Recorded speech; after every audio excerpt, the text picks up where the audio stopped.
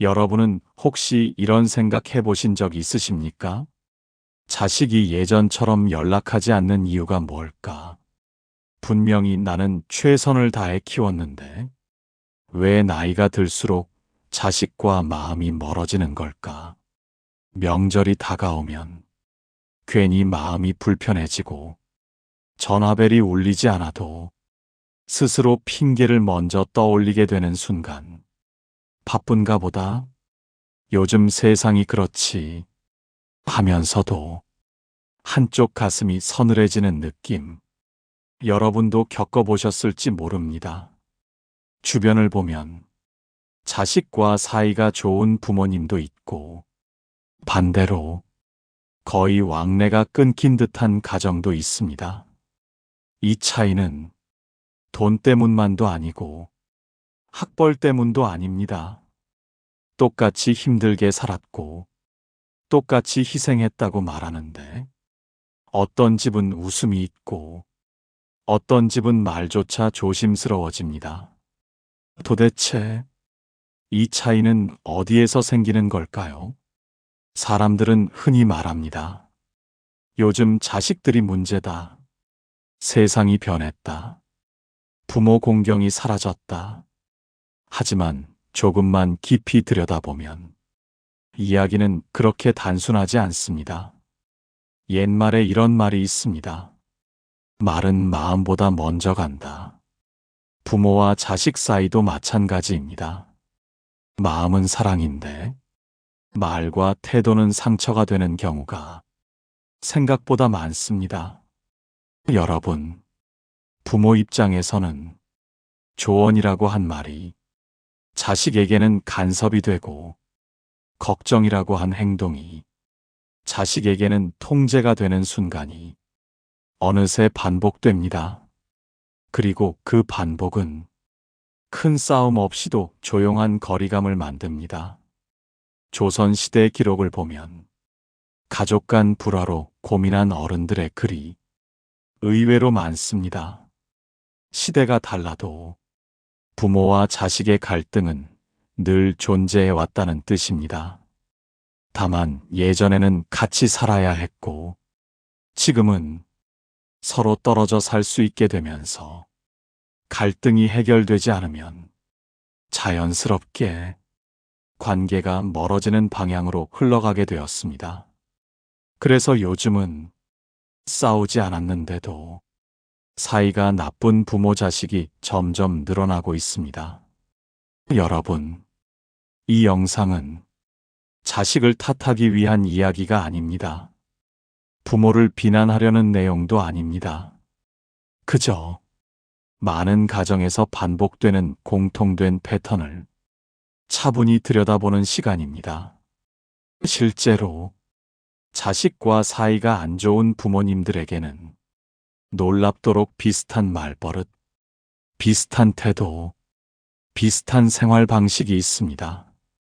본인은 전혀 의도하지 않았지만 그 행동이 쌓여 관계를 멀어지게 만든 경우들입니다. 이 영상에서는 그 특징들을 하나씩 살펴보며 왜 그런 결과로 이어졌는지, 어떻게 하면 늦기 전에 달라질 수 있는지 현실적인 이야기로 풀어가려 합니다. 지금 자식과의 관계가 조금 어색하다고 느끼시는 분, 예전만큼 편하지 않다고 느끼시는 분, 혹은 괜히 마음이 불안해지는 분이라면 이 이야기가 남의 이야기가 아닐 수도 있습니다. 여러분, 관계는 한번 무너지면 되돌리기 어렵지만 아직 말이 오가고 안부를 묻고 있다면 늦은 건 아닙니다. 지금부터 말씀드릴 내용은 누군가를 비난하기 위한 기준이 아니라 스스로를 돌아보기 위한 기준입니다. 그리고 이 기준은 지금부터라도 충분히 바꿀 수 있는 것들입니다. 이제 자식과 사이가 점점 멀어지는 부모님들에게 가장 먼저 나타나는 특징부터 하나씩 말씀드리겠습니다. 여러분, 자식과 사이가 점점 멀어지는 부모님들에게 가장 먼저 나타나는 특징은 말의 방향이 늘 과거에 머물러 있다는 점입니다. 대화를 하면 현재보다 예전 이야기가 먼저 나옵니다. 내가 너 어릴 때 얼마나 고생했는지, 그 시절에는 다 이렇게 살았다. 너희 때는 편한 거다. 이 말들이 부모 입장에서는 경험에서 나온 조언이고 삶의 무게에서 나온 진심일 수 있습니다. 하지만 자식 입장에서는 이 말이 대화를 막는 벽이 되는 경우가 많습니다. 여러분, 사람은 누구나 자기 인생을 스스로 설명하고 싶어 합니다. 그런데 이야기를 시작하자마자 과거의 기준이 등장하면 지금의 삶은 아직 검증되지 않은 상태가 되어버립니다. 자식은 위로받고 싶어 말을 꺼냈는데 대화는 어느새 훈계가 되어버립니다. 그래서 자식들은 점점 말을 줄입니다. 예전 어른들 말은 귀로 들어가지만 마음으로 남는 건 따로 있다라는 말이 있습니다.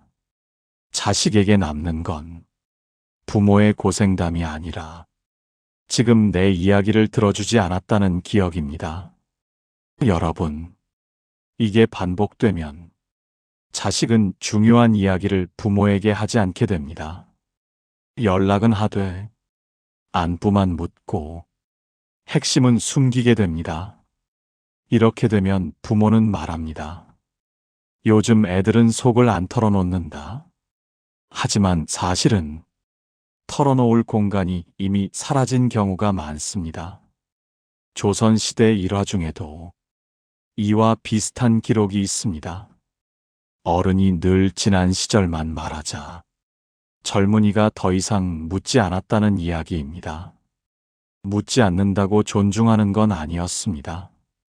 그저 더 말해봐야 소용없다고 느꼈을 뿐입니다. 여러분, 첫 번째 특징은 과거를 자랑처럼 말하는 습관입니다. 희생을 말하고 고생을 말하고 버틴 세월을 말하는 것, 그 자체가 잘못은 아닙니다.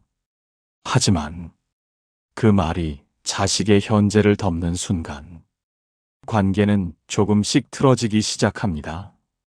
그리고 이 첫 번째 특징은 자연스럽게 두 번째 특징으로 이어집니다.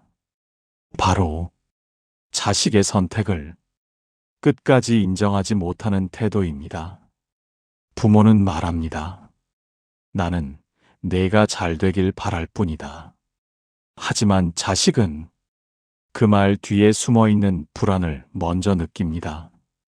왜 그걸 선택했느냐? 다른 길은 없었느냐? 그건 위험하지 않느냐? 여러분, 이 질문들은 관심처럼 들리지만 계속 반복되면 신뢰를 흔드는 말이 됩니다. 자식의 선택을 묻는 게 아니라 자식의 판단을 의심하는 말이 되기 때문입니다. 옛말에 이런 말이 있습니다. 믿지 않으면서 맡기지 마라. 자식도 마찬가지입니다. 어른이 되었는데도 결정할 때마다 검증을 받아야 한다면 그 관계는 부모와 자식이 아니라 평생 검사와 피검사자가 됩니다. 여러분, 자식은 완벽해서 인정받고 싶은 게 아닙니다. 틀려도 선택 자체는 존중받고 싶어 합니다. 그런데 부모가 끝까지 정답을 쥐고 있으려 하면 자식은 부모 앞에서만 조용해지는 법을 배웁니다. 이 조용함이 쌓이면 연락이 줄고 만남이 줄고 마음의 거리가 생깁니다. 이것이 자식과 사이가 안 좋아지는 아주 조용한 시작입니다. 과거를 내려놓지 못하고 자식의 선택을 믿지 못하는 순간 부모는 모르게 관계의 주도권을 놓치게 됩니다.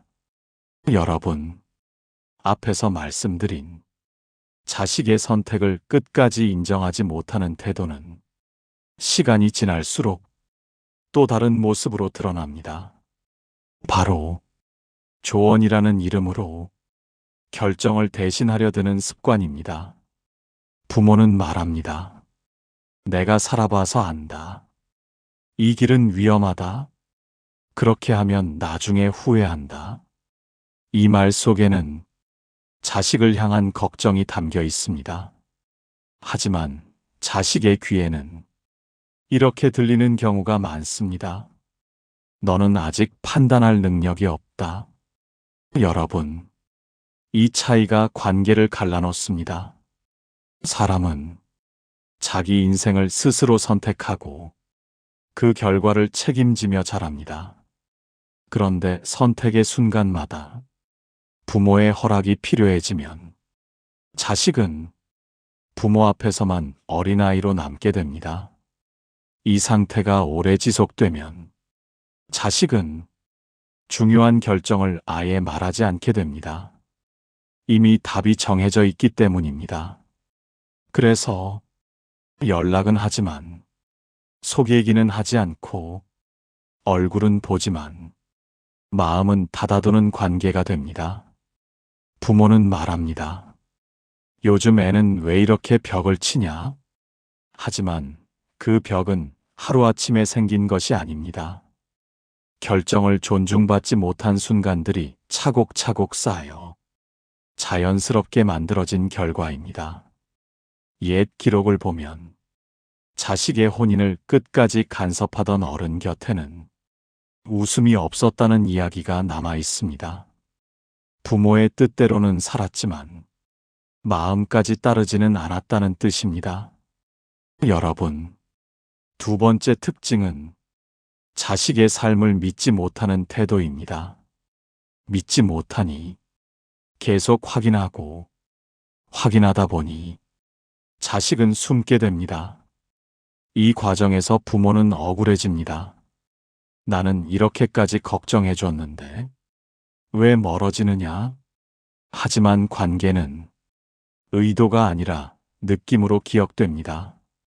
자식에게 남는 느낌은 사랑이 아니라 부담이 되는 경우가 많습니다. 그리고 이 부담은 시간이 갈수록 연락의 빈도를 줄이고 만남의 이유를 약하게 만듭니다. 여러분, 자식과 사이가 나쁜 부모님들 중 이 사실을 인정하는 분은 그리 많지 않습니다. 대부분 이렇게 말합니다. 나는 아무 말도 안 했다. 하지만 아무 말 안 했다는 건 조언을 포기했다는 뜻이 아니라 이미 말을 안 듣게 되었다는 뜻일 수도 있습니다. 자식은 싸우지 않기 위해 침묵을 선택했을 뿐입니다. 이 침묵이 쌓이면 어느 순간 명절에도 어색해지고 전화도 의무처럼 변합니다. 그리고 부모는 그제야 느낍니다. 예전과 다르다는 것을. 여러분, 앞에서 말씀드린 첫 번째와 두 번째 특징은 모두 말과 선택에 관한 이야기입니다. 과거를 내려놓지 못하고 자식의 판단을 믿지 못하는 순간 관계는 조용히 멀어지기 시작합니다. 아직 싸움이 없어도, 아직 연락이 끊기지 않아도 이미 마음의 방향은 조금씩 어긋나고 있을 수 있습니다. 하지만 이 단계에서는 아직 돌이킬 수 있습니다. 말을 줄이고 판단을 내려놓고 선택을 인정하는 것만으로도 관계는 숨을 쉬기 시작합니다. 여러분, 자식과 사이가 안 좋아지는 부모님들에게 세 번째로 자주 나타나는 특징은 자식의 삶을 늘 비교의 틀로 바라본다는 점입니다. 말로는 비교하지 않는다고 하지만 대화 속에는 늘 기준이 등장합니다. 누구네 아들은 벌써 자리 잡았다더라. 누구네 딸은 집도 장만했다더라. 내 사촌은 요즘 승진했다더라. 부모 입장에서는 정보를 나누는 말이고 세상 돌아가는 이야기를 하는 것일 수 있습니다. 하지만 자식 입장에서는 그 말 한마디가 자기 삶 전체를 평가받는 느낌으로 남습니다. 여러분, 사람은 비교되는 순간 마음의 문을 닫습니다. 특히 부모에게서 비교를 느끼면 그 상처는 다른 누구에게서 받은 것보다 훨씬 오래 갑니다. 옛말에 이런 말이 있습니다. 사람은 남과 견주어 칭찬받기보다 있는 그대로 인정받고 싶어 한다. 자식도 마찬가지입니다. 이미 사회에서 충분히 비교당하고 충분히 평가받고 살아가는데 집에 와서까지 또 다른 기준 앞에 서게 되면 그곳은 더 이상 쉴 곳이 되지 않습니다. 그래서 자식은 점점 집 이야기를 하지 않게 됩니다. 성과를 숨기거나 힘든 상황을 더 숨깁니다. 왜냐하면 어떤 이야기를 해도 비교로 이어질 걸 이미 알고 있기 때문입니다. 여러분, 부모는 말합니다. 자극이 되라고 한 말이다. 하지만 자식에게 남는 건 자극이 아니라 열등감인 경우가 많습니다. 조선시대 학자들의 기록에도 자식 교육에서 가장 경계해야 할 것으로 비교를 들고 있습니다. 형제나 이웃과 비교하면 경쟁심이 생기는 게 아니라 원망이 생긴다고 했습니다. 이 원망은 말로 드러나지 않아도 관계의 온도를 서서히 낮춥니다. 이렇게 비교가 반복되면 자식은 부모 앞에서 자기 이야기를 포장하기 시작합니다.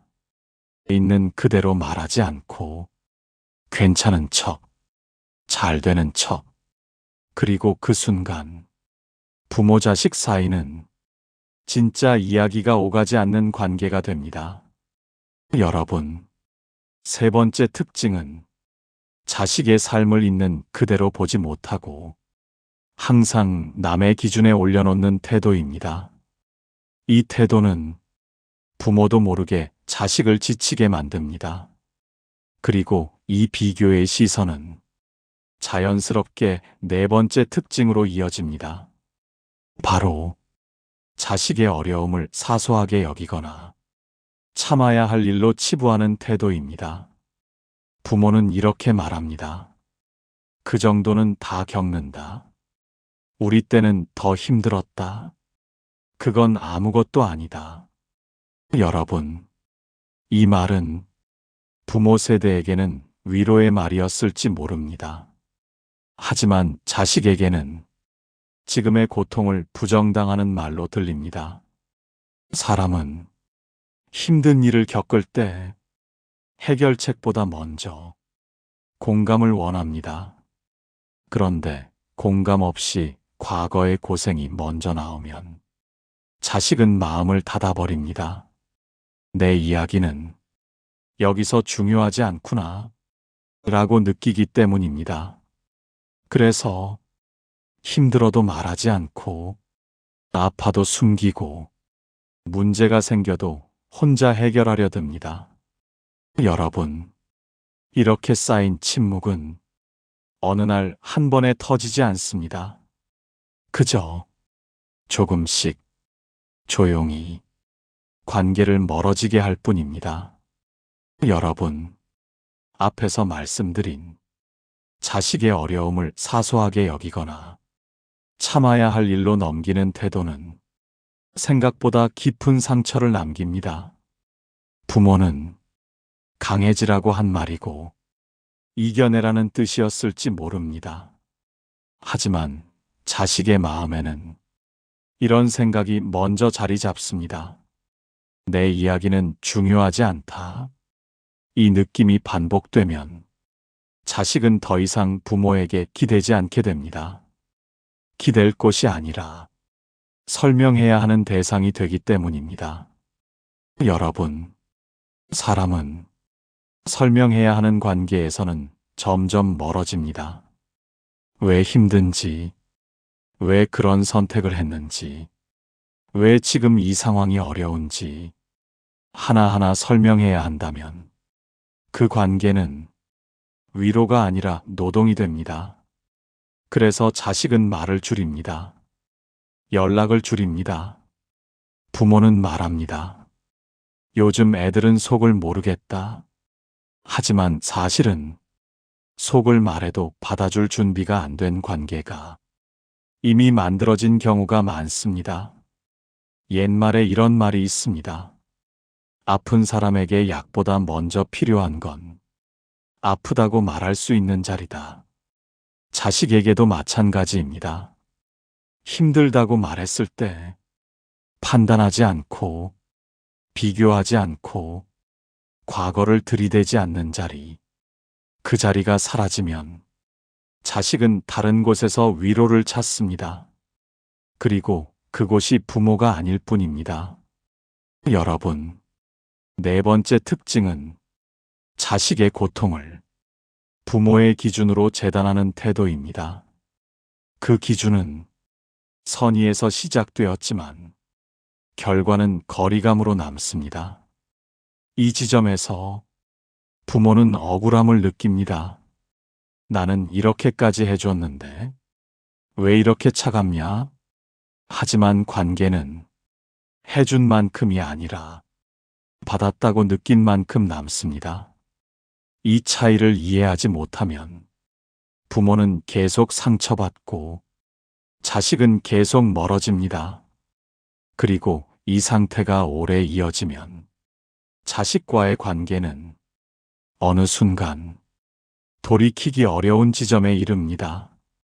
여러분, 위에서 살펴본 세 번째와 네 번째 특징은 모두 말의 무게에 관한 이야기입니다. 비교하는 말, 가볍게 넘기는 말, 이 말들은 크게 싸우지 않아도 관계를 조금씩 깎아먹습니다. 마치 물방울이 돌을 파듯 눈에 띄지 않게 마음을 닳게 만듭니다. 하지만 다행인 점도 있습니다. 이 단계에서는 아직 관계를 회복할 여지가 있습니다. 비교를 멈추고 공감을 먼저 내밀고 힘들다는 말에 그렇구나 라고 말해주는 것. 이 작은 변화만으로도 자식의 마음은 다시 숨을 쉬기 시작합니다. 여러분, 자식과 사이가 급격히 멀어지는 부모님들에게 다섯 번째로 나타나는 특징은 자식의 삶에 대한 기대를 끝까지 내려놓지 못한다는 점입니다. 부모는 마음속으로 이렇게 생각합니다. 이 정도는 해줘야 하지 않나? 이만큼은 되어야 하지 않나? 말로 꺼내지 않아도 그 기대는 표정과 말투에 자연스럽게 묻어납니다. 언제 결혼하느냐? 언제 자리 잡느냐? 언제쯤 안정되느냐?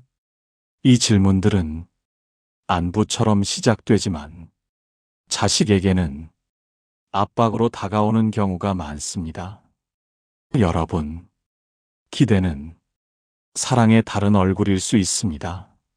하지만 그 기대가 자식의 속도를 무시하는 순간 사랑은 부담으로 바뀝니다. 옛말에 이런 말이 있습니다. 씨를 뿌린 사람은 싹이 나는 시기를 재촉하지 않는다. 자식도 마찬가지입니다. 각자의 시기와 각자의 리듬이 있는데 부모의 기준으로 그 속도를 재단하면 자식은 늘 부족한 사람이 됩니다. 부족하다고 느끼는 관계에서는 자연스럽게 거리를 두게 됩니다. 그래서 자식은 좋은 소식도 늦게 전하고 힘든 상황은 아예 말하지 않습니다. 기대에 미치지 못할까봐 부모의 표정을 먼저 떠올리기 때문입니다. 여러분, 다섯 번째 특징은 자식에게서 끝내 놓아주지 못한 기대입니다. 이 기대는 부모 스스로도 알아차리기 어렵습니다. 왜냐하면 사랑이라고 믿고 있기 때문입니다. 하지만 사랑에는 놓아주는 순간도 필요합니다. 그걸 놓치면 관계는 숨 쉴 공간을 잃습니다. 그리고 이제 가장 결정적인 6번째 특징에 대해 말씀드리겠습니다. 이 특징은 앞에 5가지가 모두 쌓인 끝에 관계를 단번에 멀어지게 만드는 요소입니다. 바로 자식에게 받은 상처를 끝까지 기억하고 꺼내는 태도입니다. 부모는 말합니다. 그때 너가 나한테 한 말 기억하냐? 그때 그렇게 행동한 거 아직도 잊히지 않는다. 이 말은 부모의 마음속 응어리에서 나온 말입니다. 하지만 자식에게는 과거의 실수를 영원히 갚아야 할 빚처럼 느끼게 합니다. 여러분, 사람은 과거를 반복해서 꺼내는 관계에서는 앞으로 나아가지 못합니다. 자식은 이미 지나간 일을 계속해서 되짚는 부모 앞에서 점점 말수가 줄어듭니다.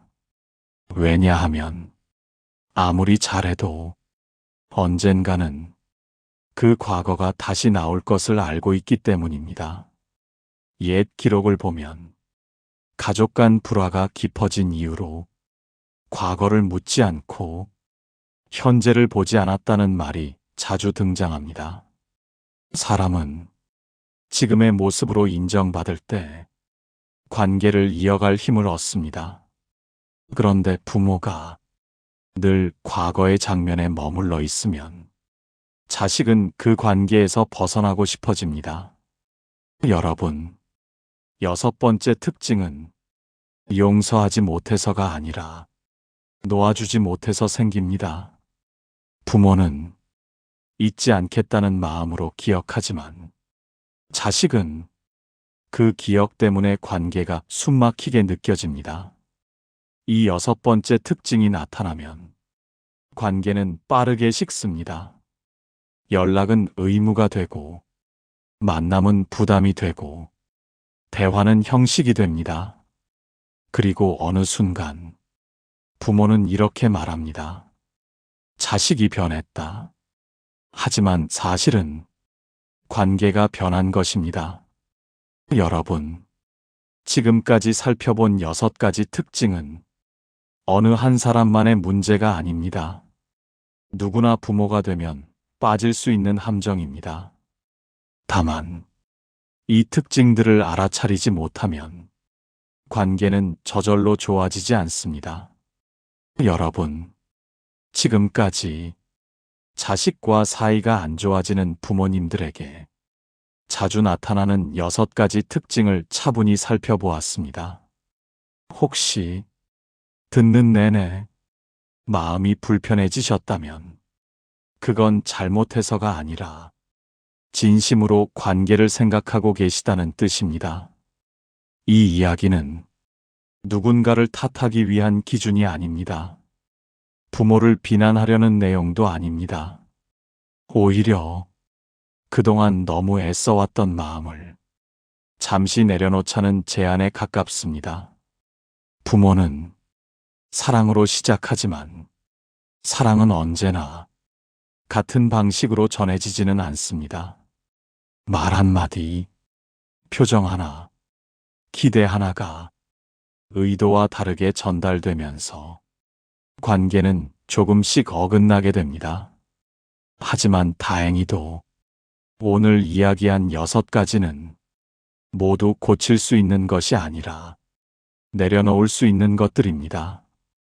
과거를 붙잡지 않고 선택을 믿어주고 비교를 멈추고 공감을 먼저 건네고 기대를 낮추고 과거의 상처를 놓아주는 것.